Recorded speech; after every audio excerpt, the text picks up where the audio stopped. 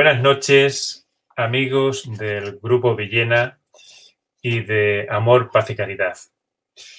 Después de varios días de aislamiento de nuestros compañeros y amigos, hoy hemos tomado la iniciativa de comenzar un espacio en el cual puedan participar todos aquellos que lo deseen. Vamos a tratar, como el nombre indica, caracteres de la filosofía y la ciencia espírita. Serán una serie de preguntas realizadas a varios invitados.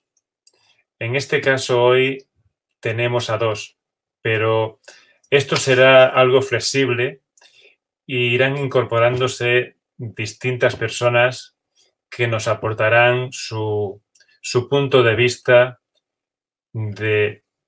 acerca de las diversas cuestiones que trataremos. Ahora ya les diré que tenemos con nosotros a Antonio Lledó y a nuestro amigo Joao Gonçalves. Voy a darles la palabra para que se presenten. Primero al amigo Joao y seguidamente al amigo Antonio. Joao, cuando quieras. Buenas noches, Benja, buenas noches, queridos amigos del Grupo Villena, buenas noches, queridos telespectadores del Grupo de Villena o no, de todo el mundo, porque así estamos en este medio increíble, característico de la sociedad tecnológica de hoy, que es Internet. Pues agradezco mucho la invitación que el grupo hizo de estar presente justo ya en esta primera edición de este estudio que enhorabuena han decidido empezar sobre los caracteres de la filosofía y ciencia espírita. Para los que todavía no me conocen, os diré que yo soy portugués, vivo en Portugal, hablo portuñol como estáis escuchando, pero estoy haciendo mi mejor y bueno, soy espírita desde hace unos años. Lo estudio en una perspectiva filosófica y científica, con un enfoque más sobre el científico, que es lo que me ilusiona más. Y aquí en Portugal lo que hago es imparto conferencias en varios centros espíritas, soy asociado de la Federación Espírita Portuguesa y una vez por otra también me invitan de España. El Grupo Villena ya no es la primera vez que me invita incluso a impartir conferencia en su local, lo que agradezco mucho. Y también he participado ya en algunos otros congresos. Lo más reciente fue el Congreso Conciencia en Calpe, en una zona cerca de Villena. Y bueno, y me quedo por aquí para que dé paso al nuevo invitado, nuestro compañero Tony Lledó. Hola, buenas noches a todos. Para mí es una gran satisfacción poder dirigirme a todas las personas que puedan ver este nuevo programa que estamos intentando comenzar. Como miembro del Grupo de Villena desde su fundación, esta es una más de las actividades que nosotros queremos realizar de forma desinteresada y altruista, como es la tónica y el patrón que utilizamos desde hace 40 años, desde la fundación de nuestra asociación, para dar a conocer algunas de las características más importantes de la filosofía y de la ciencia espírita, siempre respetando cualquier opinión contraria al respecto, porque dentro de las interpretaciones filosóficas, científicas e incluso ético-morales que la doctrina espírita contempla, son todas igual de válidas siempre y cuando vayan con el enfoque dirigido al mejoramiento personal y al crecimiento intelecto-moral del individuo. Por ello, nosotros no pretendemos con este programa sentar cátedra en absoluto de ninguno de los postulados principales de la doctrina espírita, sino simplemente abrir caminos, abrir perspectivas, abrir enfoques que nos permitan tener una comprensión global y al mismo tiempo específica y concreta de lo que es esta maravillosa filosofía, que no es ni más ni menos que una filosofía de vanguardia apoyada en una investigación científica experimental que hoy en día es concomitante y perfectamente paralela a los avances de la ciencia.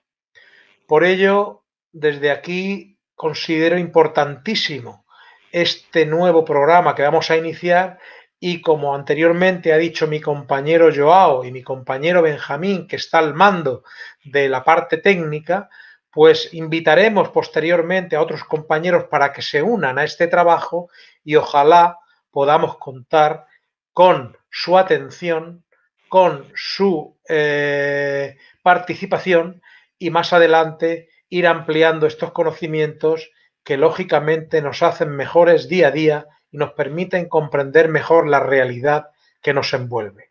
Y hecha esta introducción, pues simplemente dar paso a nuestro compañero Benjamín, que es el que está coordinando la presentación para dar comienzo al programa. Muchas gracias por su atención. Gracias, Tony, por tu introducción. Bueno, antes de comenzar, se me ocurre una pregunta que para mí es importante y supongo que se puede hacer mucha gente. ¿Se puede considerar el espiritismo una religión? Joao, por ejemplo. Bueno, una buenísima pregunta, Benjamín. Y para mucha gente tiene todo el sentido, ya que el término religión a lo largo del tiempo ya asumió por lo menos dos significaciones.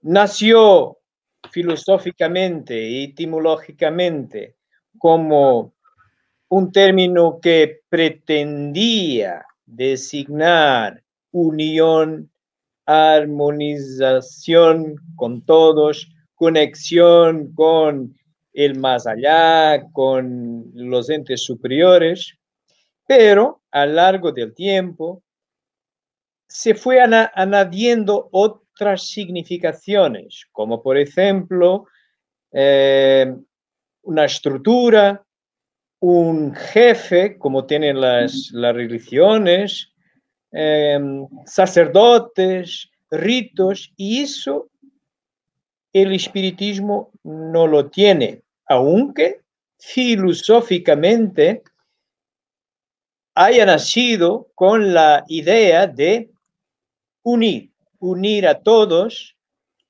conectar con planes superiores y en otras dimensiones no visibles para nosotros, y intentar conectar también con Dios como causa primera de todo.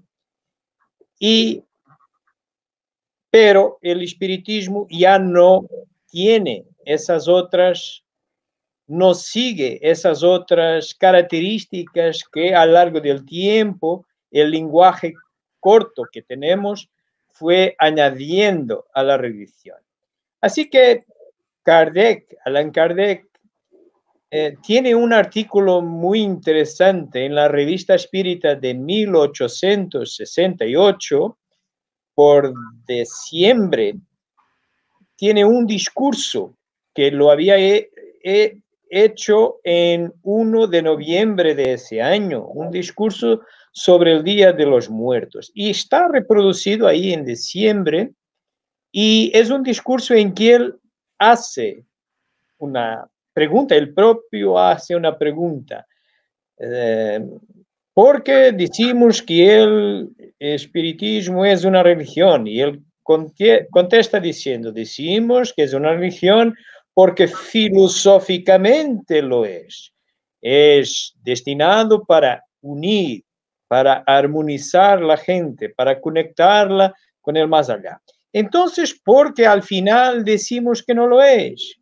Y él contesta, exactamente porque al día de hoy, y desafortunadamente pasado casi 200 años, en la fecha de hoy, también desafortunadamente ese término adquirió ya otras características, incorpora ya otras características que el espiritismo no las tiene, como sean los ritos, los rituales, la idea de forma, los jefes, la jerarquía, en fin.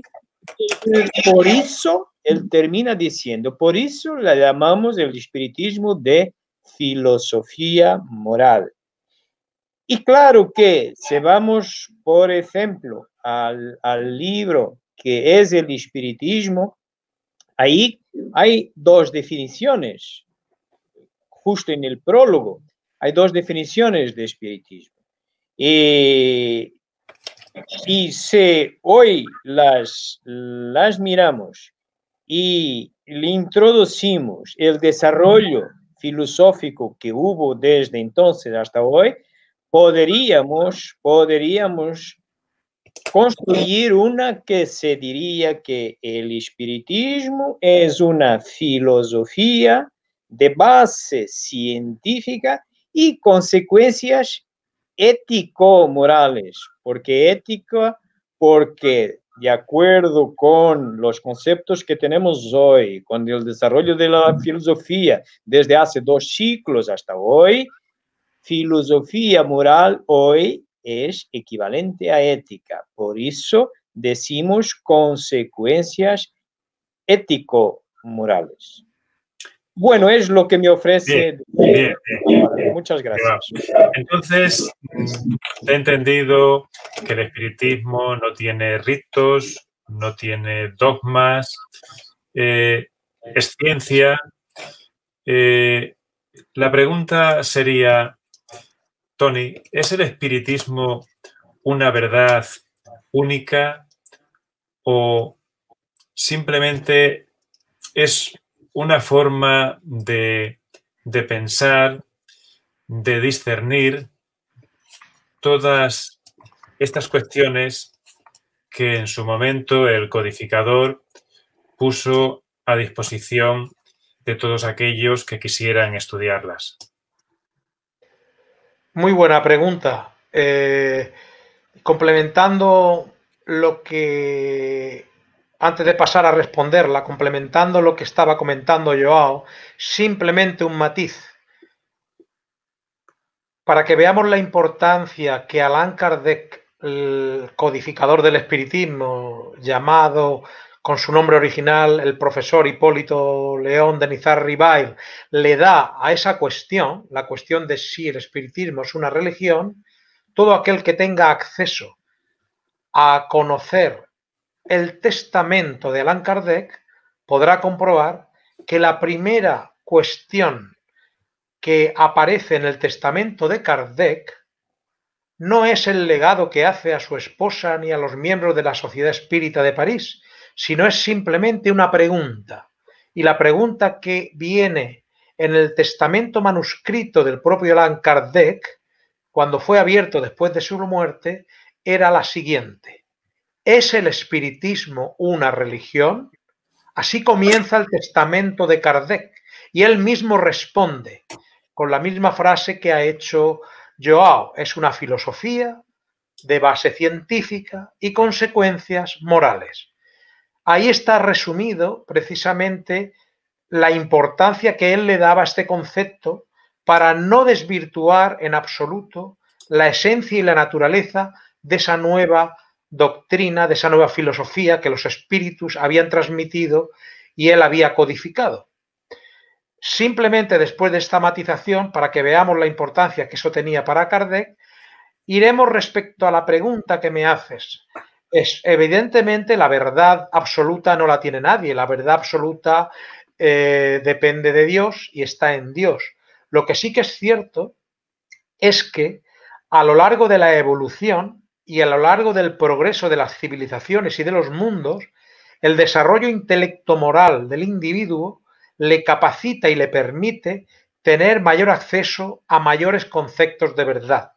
En la misma medida en la que el hombre va creciendo a nivel de conciencia, a nivel espiritual y a nivel intelectual, evidentemente tiene una mayor capacidad de captar conceptos de esa verdad una, que no es ni más ni menos que la que proviene de esa causa primera que hablaba Kardec, inteligencia suprema, y que es precisamente Dios el que provee de la misma.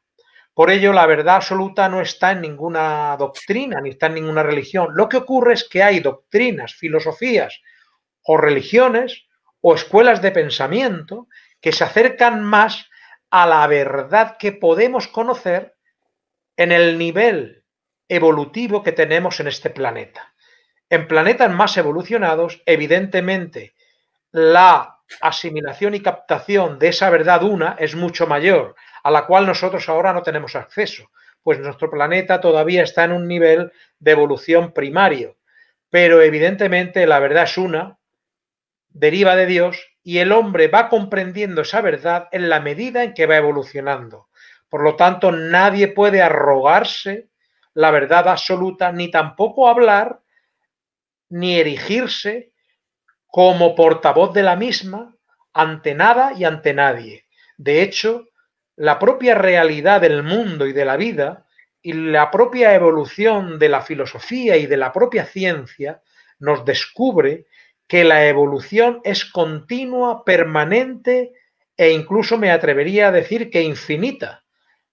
Y lo está demostrando precisamente las constantes evoluciones y desarrollos tanto tecnológicos, ideológicos y científicos de los cuales hoy disponemos. La verdad de ayer es la falacia de hoy. Es decir, la ciencia está a sí mismo, digámoslo así, revocando muchos de sus planteamientos que eran equivocados, pero no porque fueran equivocados en su tiempo, sino simplemente porque llegan otros de más amplitud, de mayor capacidad, que sustituyen a los anteriores. Y con la filosofía ocurre lo mismo. Para terminar, me gustaría decir que precisamente en el campo de la filosofía espiritual, la doctrina espírita es precisamente, desde mi humilde opinión, la filosofía espiritual más avanzada hasta este momento. Esto no quiere decir que no vengan otras el día de mañana que puedan ser de mayor amplitud o de mayor conocimiento. Pero la doctrina espírita tiene algo muy importante que otras filosofías u otras doctrinas no tienen, y es su carácter ecléctico. El carácter ecléctico para poder asimilar, como decía el propio Kardec, cualquier nueva investigación, cualquier nuevo descubrimiento que la ciencia haga o realice y que será incorporado de inmediato a la doctrina espírita. No es como otras filosofías u otras doctrinas que al tener dogmas cerrados impiden asimilar los conocimientos del progreso, de la ciencia y de la filosofía que constantemente se dan en la evolución del planeta Tierra. Así pues, como decía Kardec, si la ciencia demuestra que el espiritismo está equivocado sobre un punto, el espiritismo se modificará sobre ese punto. Y si la ciencia demuestra que el espiritismo está equivocado, el espiritismo aceptará esa nueva propuesta. Ahí vemos ese carácter ecléctico de filosofía abierta, de filosofía infinita, que reconoce que todavía tiene mucho que crecer y ampliar y cuyas bases están perfectamente diseñadas en la codificación espírita del profesor Allan Kardec. Bien, Antonio. Después de estas dos preguntas que habéis contestado, en las que habéis hecho un resumen, una base importante de lo que es la filosofía espírita. Mi pregunta sería, ¿cómo reconocer al verdadero espírita? ¿Cómo lo podemos reconocer en la sociedad?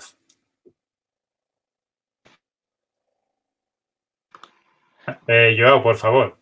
Bueno, si me permites, el espírita se reconoce por sus actitudes. Y la orientación que debe guiar, que debe estar detrás de sus actitudes, tiene que ser la razón, tiene que ser la justificación de el bien y del mal. Y naturalmente, si adopta una actitud, un espírita debe todo hacer para que su actitud sea conforme con el bien. Para determinar lo que es bien o lo que es mal, Dios nos dio la inteligencia.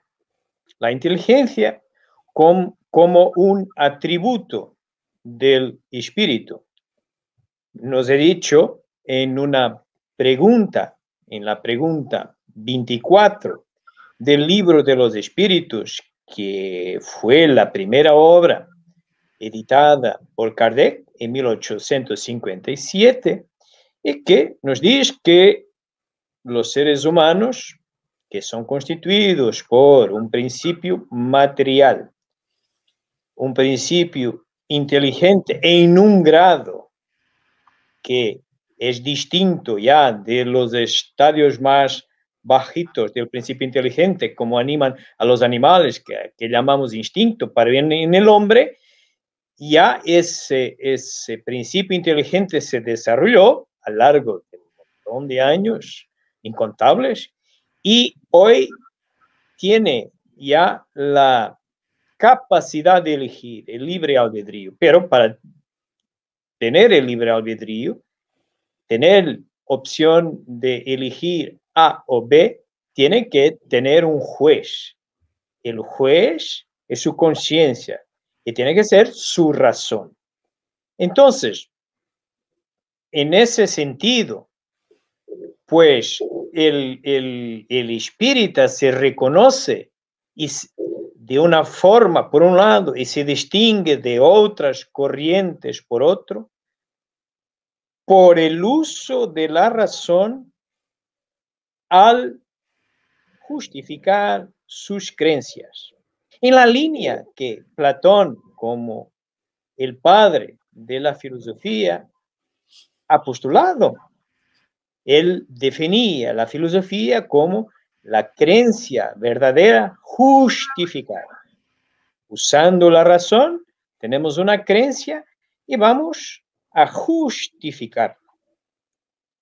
Y claro que justificar la razón en un determinado momento, eso está siempre pendiente del conocimiento que tenemos en ese momento. Es decir, y como decía ya Tony muy bien, la verdad absoluta no es para el hombre. La verdad absoluta o la realidad, eso solo Dios. Existe una perfección tan grande porque es tan compleja que solo Dios la puede coger. Nosotros la vemos según nuestra perspectiva, que le llamamos verdad. Así que, por ejemplo, en el pensamiento sistémico, una de las ciencias, límite de nuestro avance de nuestros días, avance científico de nuestros días, postula que la verdad es tan solo una versión de la realidad. Entonces, el espírita también en sus actitudes no puede pensar porque ya justifica con su conocimiento, con su capacidad racional, justifica sus creencias, que ella será ya la verdad absoluta. No lo es.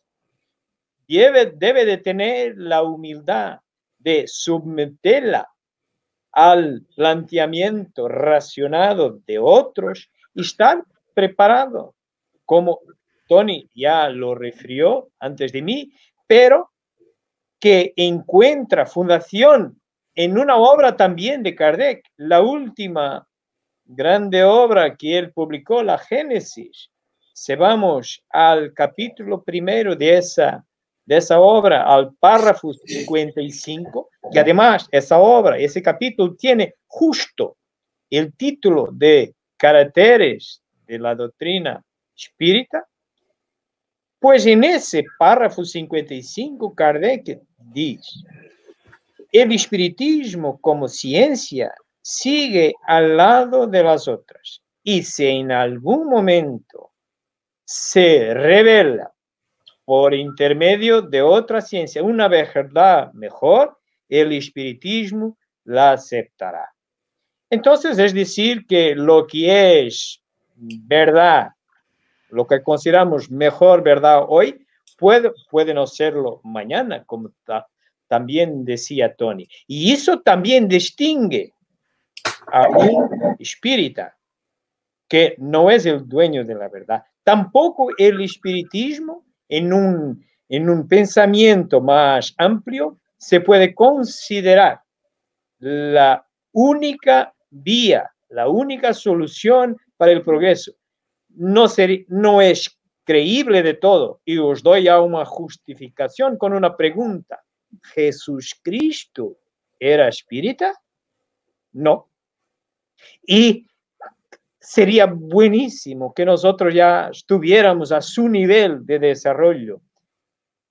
Pero el espiritismo no existía en tiempo de Jesucristo. Entonces, el espiritismo como una creación de los hombres intentando coger la mejor verdad sobre Dios, la creación, sus leyes, bueno, es tan solo una vía, un camino. Es muy lógico, deberemos nosotros todos seguir desarrollando, porque ninguna filosofía ni su hija, la ciencia, trabajan con la verdad, exactamente porque es solamente una perspectiva de la realidad. Y cuando vamos adelantando, progresando, cogemos nuevas verdades y jugamos a la basura las que teníamos antes. Eso se llama conocimiento. La búsqueda constante de la verdad es el conocimiento, también nos decía Platón. Entonces, así que ninguna filosofía ni ciencia trabaja con la verdad, sino con el conocimiento. Y como el espiritismo es una filosofía y también una ciencia, tampoco trabaja con la verdad, sino con el conocimiento. Muchas gracias. Antonio, ¿tienes algo que añadir? No, estoy completamente de acuerdo con lo que Joao está perfectamente explicando. Simplemente decir que la realidad primera y última, que es Dios, de ahí es donde parte la verdad. Y nosotros todavía estamos muy limitados para alcanzar parte de la misma. Entonces, realmente el espiritismo, como dice muy bien Joao, no trabaja con la verdad. Lo que ocurre que en su desarrollo filosófico y científico ha logrado descubrir, ha logrado implementar algunos reflejos de esa verdad que son las bases principales del espiritismo y que lógicamente se aceptan. Porque, por ejemplo, entre las bases del espiritismo, como es la existencia de Dios, la comunicación de los espíritus, la reencarnación, la pluralidad de mundos habitados, etcétera, etcétera, la reencarnación también, pues lógicamente son verdades no absolutas, verdades que el espiritismo ha traído, como también otras corrientes filosóficas y religiosas trajeron a su manera y a su forma anteriormente, las ha traído, las ha actualizado y las ha puesto al servicio del hombre actual. Son reflejos de esa verdad una, de esa verdad poderosa, extraordinaria, que no podemos comprender, que realmente es incomprensible por nuestra limitada inteligencia, nuestra limitada capacidad, a la que llamamos Dios. Y esa sí es la verdad absoluta. Entonces el espiritismo tiene la gran ventaja de mostrarnos bajo el dominio de la razón, como hablaba Joao, y con la justificación filosófica, que no es otra cosa que la argumentación racional de los postulados que se están abordando, presentarnos precisamente una comprensión de la realidad que puede ampliar los conceptos que tenemos heredados por la cultura, por la religión, por la sociedad en la que vivimos, etcétera, etcétera. Es un mensaje muy valioso que es capaz de transformar al ser humano, no tanto por la comprensión de los reflejos de verdad que el espiritismo presenta, sino también por la necesidad que el hombre descubre en esa explicación y comprensión que el espiritismo le ofrece de lo que es, de dónde viene, hacia dónde va y cuál es el sentido de su vida. Ahí es donde yo creo que el espiritismo cumple una función extraordinaria, presentar al hombre la realidad que puede comprender, que lógicamente es mucho más amplia, que nosotros no podemos acceder a ella, pero la que puede comprender, la que puede servirle para cambiar su vida y mejorar y desarrollarse intelectual y moralmente. Y creo que por ahí es por donde va la situación. Muy bien, Antonio. Quizás otra pregunta que me surge podría ser, ¿el espiritismo tiene algún afán de proselitismo o simplemente busca sinceramente el desarrollo integral del ser humano, la comprensión de su realidad más próxima y la forma de actuar con libertad, siendo consecuentes con aquello que cada uno ha aceptado libremente y que, como hemos hablado antes de que el espiritismo tenía consecuencias morales, si has adquirido un conocimiento, pues de alguna manera lo tendrás que poner en práctica. Decidme. Bueno, puedo intentar contestar. Si he entendido, la pregunta real y base es si el espiritismo busca el proselitismo, es convencer a otros, agregar asociados. Bueno, no. ¿Y por qué no? Vamos a ver. Proselitismo se debe de apoyar en dos características que el espírita debe de combater. Primera, ignorancia. Hemos visto ya que cualquier filosofía, y la espiritista también, no trabaja con la verdad, solo con la búsqueda constante de la verdad. Entonces, uno que quiera imponer su verdad, y es la base del proselitismo, es imponer una verdad, bueno, no es espírita. Pero la segunda, y que también es un motivo, es una causa del proselitismo, es cuando se asocia la ignorancia con el orgullo. Dos. Y entonces tenemos a un ignorante que quiere imponer su verdad y no quiere escuchar a otras verdades. Su orgullo no le permite que alguien discorde, alguien tenga otra opinión, como si se identificase con su opinión. No hay que hacerlo. Las opiniones son pasajeras, es lo que hacen sentido en determinado momento y solo el ignorante no cambia de opinión. Entonces, si estamos ante una filosofía y ciencia que no trabaja con la verdad, entonces no puede trabajar con proselitismo.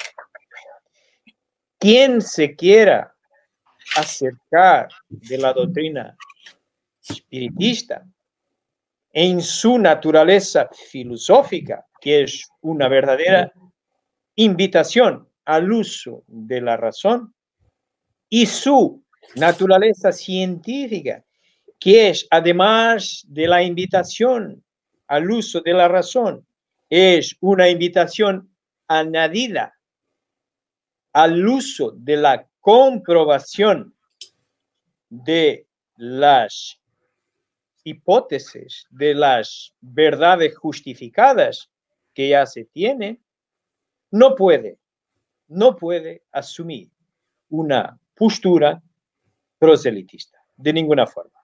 Gracias. Muy bien, Joao. Bien, vamos a continuar con otra cuestión no menos importante. ¿Qué herramientas tiene el ser humano para su progreso? Al hablar de herramientas, me refiero a la parte espiritual que no vemos, pero que está ahí, y que es importante conocer la composición de lo que es el ser humano, porque hemos hablado de reencarnación, de evolución, y es necesario explicar cómo se evoluciona fuera de lo que es el cuerpo humano, saber su composición. Antonio. Bueno, es una pregunta muy amplia, una pregunta que para contestarla tendríamos que utilizar muchísimo tiempo. Intentaré resumirlo de alguna manera. Yo, más que herramientas, hablaría de recursos. Recursos en el sentido de que el ser humano es un alma encarnada, que como muy bien decía Allan Kardec, el alma es un ser simple, el espíritu es un ser doble y el hombre, en su condición de cuerpo físico, periespíritu y alma, es un ser triple. En ese sentido, ese periespíritu es el cuerpo intermedio que existe entre el cuerpo físico y el alma. Normalmente digámoslo así, por hacer la cosa mucho más sencilla, el propio Kardec hablaba de espíritu y cuerpo.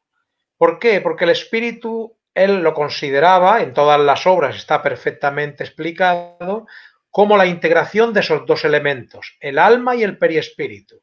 El alma no puede reencarnar sin un periespíritu, porque es el lazo que une la materia, que está formada de átomos y de moléculas materiales, con algo que es inmaterial, que es el alma.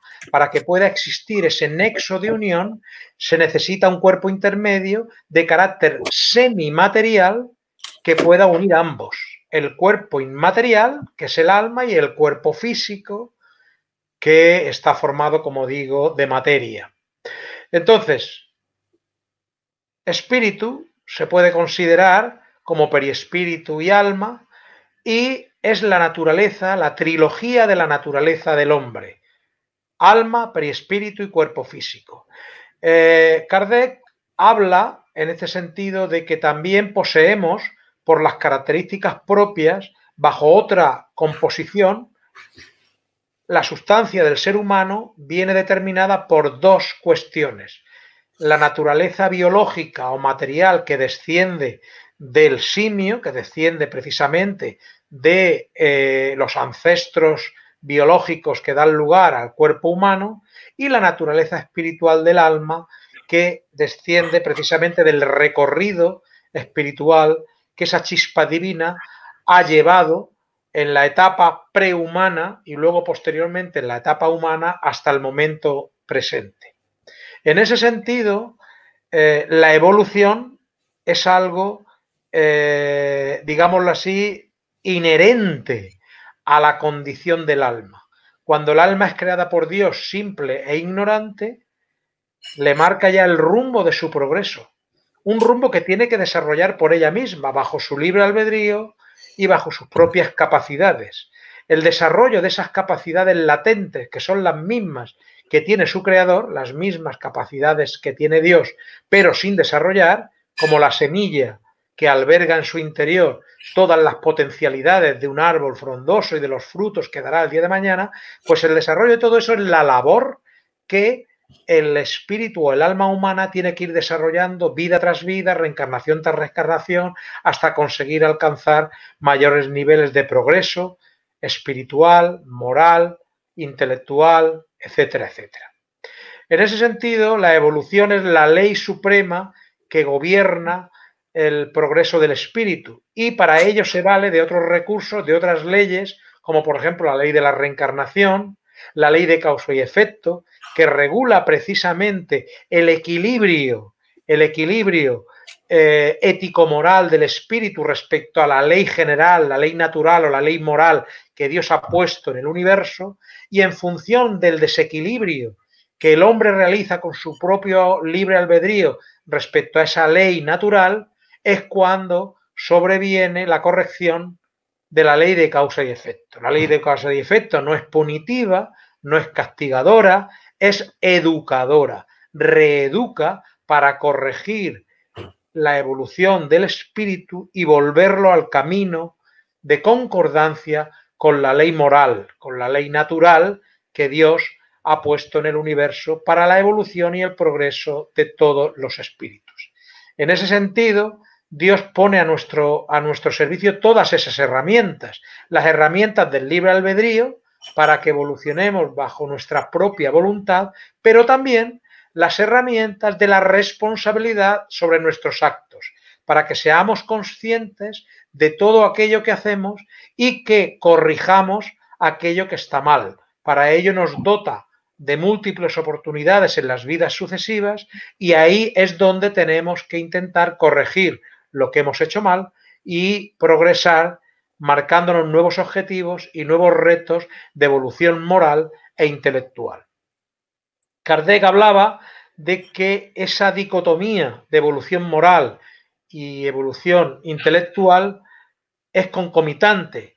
Primero se empieza con la evolución y el desarrollo intelectual, pero inmediatamente, a la misma medida en que la persona va comprendiendo mejor la realidad que le rodea y el universo que le rodea, pues va accediendo a la evolución moral. Alguien puede pensar, pero bueno, hay personas muy inteligentes que son malvadas, que tienen un condicionamiento moral muy bajo. Efectivamente es así. Pero, no obstante, el ignorante es todavía peor, porque el ignorante que no tiene conocimiento y no es inteligente se equivoca constantemente, muchas veces creyendo que está haciendo las cosas bien. Aún así, la ley de causa y efecto, como digo, corrige y va paralela, digámoslo así, a lo que es el sentido moral de la evolución del alma junto con el sentido del desarrollo intelectual. Así pues, Dios nos dota de todas esas herramientas, el libre albedrío, la reencarnación, las leyes espirituales de la evolución, de la ley de causa y efecto, de la reencarnación.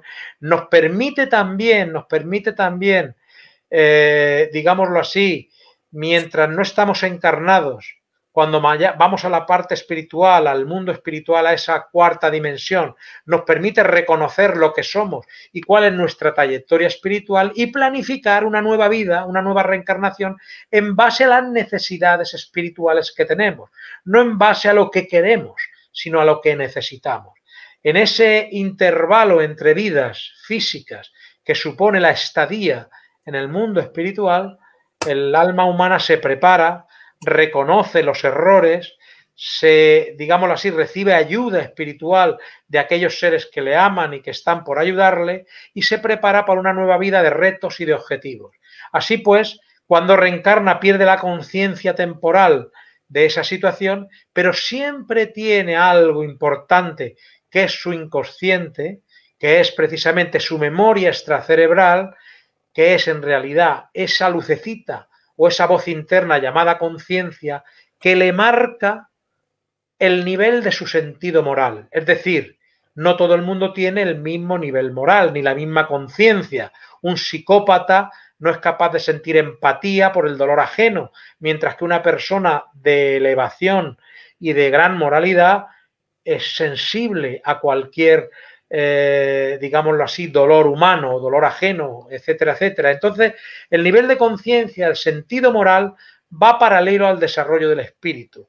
Y por eso, Kardec, con muy buen criterio, cuando definió lo que era el espiritismo, habló de que se trataba de una filosofía con base científica y consecuencias morales, porque lo que se infiere directamente de la filosofía y de la ciencia espírita, que es el título de nuestro programa, no es ni más ni menos que unas consecuencias morales que el hombre va descubriendo poco a poco por sí mismo, con el desarrollo de su razón e inteligencia y con las experiencias que va viviendo en base a cómo las leyes de causa y efecto y de la reencarnación actúan sobre los actos que realiza y sobre sus actitudes a lo largo de las distintas vidas. Y todo eso son herramientas que tenemos a nuestra disposición, además de la ayuda espiritual de esas entidades que desde el otro plano de la vida pueden comunicar con nosotros, pueden orientarnos, pueden inspirarnos, pueden consolarnos, pero siempre, siempre respetando nuestro libre albedrío, nunca interfiriendo en lo que nosotros hacemos o somos, simplemente recomendando y orientando. El trabajo nos corresponde a nosotros. Ellos están para consolar, para ayudar, para orientar y para indicarnos el mejor camino, pero está en nosotros el hacer caso a esas indicaciones que ellos nos marcan. Por eso el espiritismo es consolador y por eso el espiritismo, digámoslo así, abre unas perspectivas extraordinarias de evolución y de progreso para el hombre. Muy bien, Antonio. Joao, ¿tienes algo que añadir? Este gráfico que he pedido para traer es como, de alguna forma, en mi entendimiento, es como sea la firma de lo que vamos a decir y al final de los caracteres de la filosofía y ciencia espírita. En este gráfico está en portugués, pero entenderéis seguramente. A la mano izquierda está una obra que Kardec dejó escrita ya en marzo de 1869, en el mes que murió, y fue publicada en el mes siguiente, pero la dejaba pronta, que es un catálogo racional para fundar, para construir una biblioteca espírita. Y él, en este catálogo, él llama a estas obras que aquí están delante, que son 11, él llama de obras fundamentales. Es decir, que a uno que quiera conocer en profundidad los caracteres de esta filosofía y de esta ciencia, debe de consultarlas. Así que lo que estaremos hablando aquí, con nuestras verdades, nuestras interpretaciones, estarán bajo este marco que encontramos aquí. Tendréis unas primeras ahí bajo el verde, que serán de iniciación.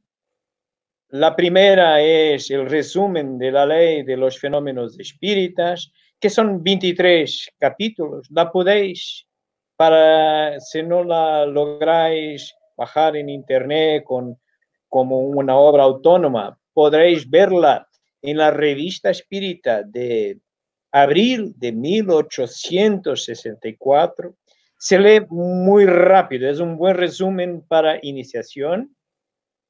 Son 23 capítulos. La siguiente es una obra que se llama El espiritismo en su más simple expresión, que también Kardec la publicó en 1862. Es de nuevo una obra de iniciación y la más completa dentro de la iniciación, ya un poco más larga, es esa tercera de la izquierda para la derecha, que es ¿qué es el espiritismo? Esta es la etapa en portugués, pero en castellano existe también. Después encontramos la codificación dentro de la fundamental, llamémosla elemental, la básica. Tendremos de la izquierda para la derecha el libro de los espíritus, el libro de los medios, el Evangelio según el espiritismo, el cielo y el infierno y la Génesis. Y al final, que Kardec considera fundamentales también, tenemos la Revista Espírita, que es un periódico donde Kardec iba poniendo toda su investigación, todo el conocimiento que iba aportando, y a lo largo del tiempo lo condensaba y construía una de las otras obras, como por ejemplo las que son la básica. Revista Espírita. Después tenemos el viaje espírita de 1862, una buenísima obra para entender cómo el espiritismo se iba implantando en su principio y cuáles son las orientaciones que Kardec iba dando en sus viajes. Y él eligió la de 1862 para hacer un reporte y que merece la pena leer. Y por fin esta verde que está al final, por una coincidencia que no las hay, tiene justo el título de Caracteres de la Filosofía y Ciencia Espírita.